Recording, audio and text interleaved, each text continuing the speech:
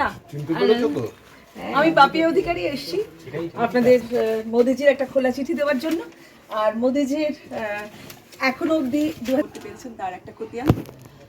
আর আপনাদের যদি কিছু মনে হয় লাগবে একটা সুষ্ঠু গভর্নেন্সের জন্য নিশ্চয়ই জানাবেন, বাপাদাকে জানাবেন, এদেরকে জানাবেন। আমি আপনাদের সবাইয়ের হয়ে সেই প্রস্তাবনাগুলো আমি দুঃখ দেবে না, ওদের কথা শুনবে। তাই আপনাদের কথা আমরা শোনাবো, নট দ্যাট আমার মনের মতো যা ইচ্ছা পুলিশ দিয়ে যা ইচ্ছা করাবো। মেধাবীরা রেখে দিয়ে যাবো। নমস্কার, আমি পাপিয়া।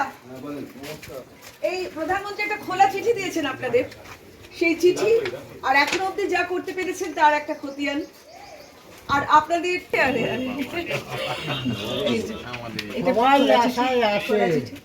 সবাই আশায় আছে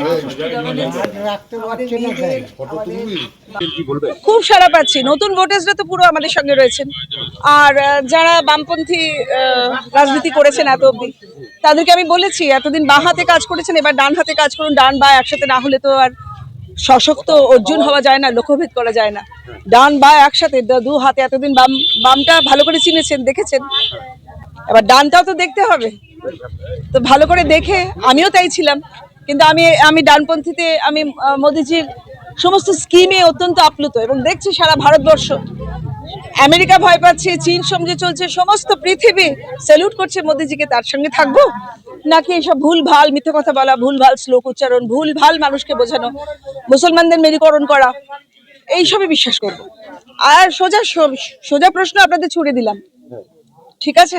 মুসলমান তোষণ করলেই কিন্তু এখানে থাকা যায় না, মুসলমানদের জন্য তো আগে কিছু করতে হবে। এই দেখুন মন কি বাতে একই কথা বলে যাচ্ছেন, সশক্তিকরণ।